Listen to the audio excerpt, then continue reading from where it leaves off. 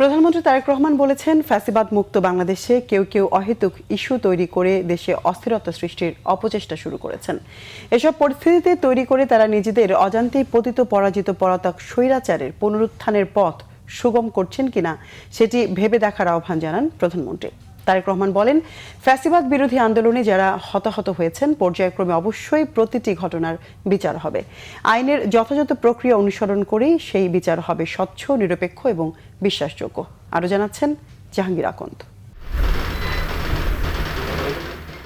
সকালে শেরেবাংলা নগরে জুলাই গণ অভ্যুত্থান স্মৃতি জাদুঘরের উদ্বোধন করেন প্রধানমন্ত্রী তারেক রহমান। এরপর জুলাই জাদুঘরে রাখা জুলাই শহীদ এবং গণ অভ্যুত্থানের স্মৃতি বিজড়িত নানা স্মৃতিচিহ্ন ঘুরে দেখেন প্রধানমন্ত্রী। স্বৈরাচারী ফ্যাসিস্ট শেখ হাসিনা যে লাল টেলিফোনে ছাত্র জনতার উপর অত্যাচার নির্যাতনের নির্দেশ দিয়েছিলেন, তাও স্থান পেয়েছে জুলাই জাদুঘরে। স্থান পেয়েছে ছাত্র জনতার উপর নির্যাতনের নানা চিত্র। প্রধানমন্ত্রী তারেক রহমান পুরো জুলাই জাদুঘর ঘুরে দেখেন। পরে জাদুঘর প্রাঙ্গণে উদ্বোধনী অনুষ্ঠানে প্রধানমন্ত্রী তারেক রহমান ফ্যাসিবাদ বিরোধী আন্দোলনের সকল শহীদদের প্রতি গভীর শ্রদ্ধা জানান। এ সময় তিনি বলেন, ৫ আগস্ট বাংলাদেশের গণতন্ত্রের ইতিহাসে আরেকটি যুগান্তকারী মাইলফলক। দীর্ঘ ১.৫ দশকের বেশি সময় ধরে ফ্যাসিবাদ বিরোধী আন্দোলনে হাজার হাজার মানুষ গুম অপহরণের শিকার হয়েছিলেন। শুধু জুলাই আগস্টের গণ অভ্যুত্থানেই শহীদ হয়েছিলেন হাজারো ছাত্র জনতা ও নারী শিশু। আহত হয়েছিলেন কমপক্ষে ৩০,০০০ মানুষ।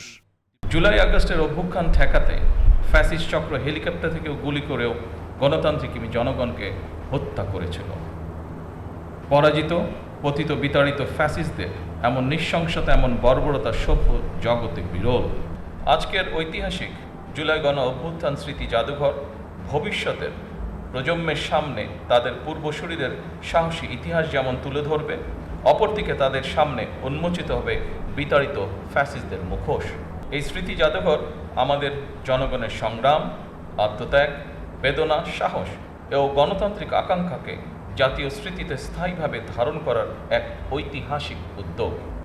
প্রধানমন্ত্রী বলেন, জুলাই অভ্যুত্থান স্মৃতি জাদুঘর বাংলাদেশের মানুষের সামগ্রিক গণতান্ত্রিক অভিযাত্রার সঙ্গে জুলাই গণ অভ্যুত্থানের সম্পর্ক তুলে ধরবে। আমি আশা করি এই জাদুঘর শুধুমাত্র ২০২৪ সালের নৃশংস ঘটনার স্মারক হবে না। এই জাদুঘর বাংলাদেশের মানুষের সামগ্রিক গণতান্ত্রিক অভিযাত্রার সঙ্গে জুলাই গণ অভ্যুত্থানের সম্পর্ক তুলে ধরবে। শুধুমাত্র জুলাই গণ অভ্যুত্থানই নয়, এখানে বাংলাদেশের প্রতি গণতান্ত্রিক আন্দোলন সংগ্রামের ইতিহাসও সংরক্ষিত থাকা জরুরি।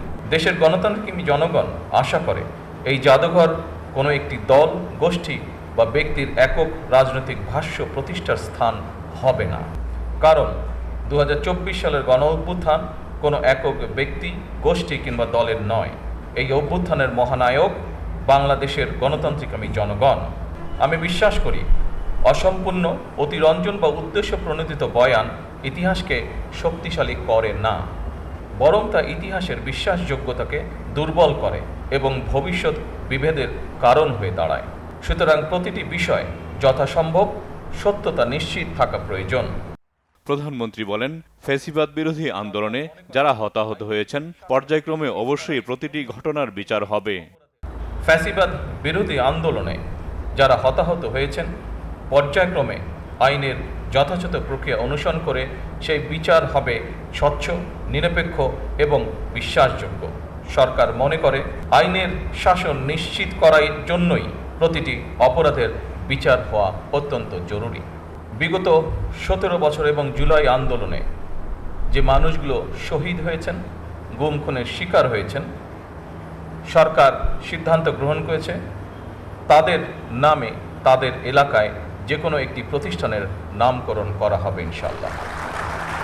সরকার প্রধান বলেন, ৩১ দফা নির্বাচনী ইশতেহারের পাশাপাশি জাতীয় সংসদের সাউথ প্লাজায় স্বাক্ষরিত জুলাই সনদ পর্যায়ক্রমে বাস্তবায়ন কার্যক্রম শুরু হয়েছে। দেশ পুনর্গঠনের লক্ষ্যে ৩১ দফা নির্বাচনী ইশতেহারের পাশাপাশি জাতীয় সংসদের সাউথ প্লাজায় স্বাক্ষরিত জুলাই সনদ পর্যায়ক্রমে বাস্তবায়ন কার্যক্রম শুরু হয়েছে। একই সঙ্গে গণভোটের আকাঙ্ক্ষা বাস্তবায়নের লক্ষ্যে জাতীয় সংসদে গঠিত সংবিধান সংশোধন সম্পর্কিত বিশেষ কমিটিও কাজ শুরু করেছে। ফ্যাসিবাদ মুক্ত বাংলাদেশে কেউ কেউ অহেতুক ইস্যু তৈরি করে দেশে অস্থিরতা সৃষ্টির অপচেষ্টা শুরু করেছে। এসব পরিস্থিতি তৈরি করে তারা নিজেদের অজান্তেই পতিত পরাজিত পলাতক স্বৈরাচারের পুনরুত্থানের পথ সুগম করছে কিনা সেটি মনে হয় ভেবে দেখা প্রয়োজন আমাদের। এই বাংলাদেশ আর কখনোই তাবিদারি রাষ্ট্রে পরিণত হবে না ইনশাআল্লাহ। প্রধানমন্ত্রী বলেন, আহত জুলাই যোদ্ধাদের সরকারি হাসপাতালে বিনামূল্যে চিকিৎসা সেবা দেওয়া হচ্ছে। পাশাপাশি গুরুতর আহতদের বিশ্বের বিভিন্ন দেশে চিকিৎসা করানো হচ্ছে। 13,000-এর বেশি জুলাই যোদ্ধাকে মাসিক সম্মানী ভাতা দেয়া হচ্ছে। জুলাই গণ অভ্যুত্থানে জনগণের পাশে দাঁড়ানোর জন্য সশস্ত্র বাহিনীকে অভিনন্দন জানান প্রধানমন্ত্রী তারেক রহমান। সকলকে আন্তরিক ধন্যবাদ। জাহাঙ্গীর আকন্দ, বাংলা ভিশন, ঢাকা।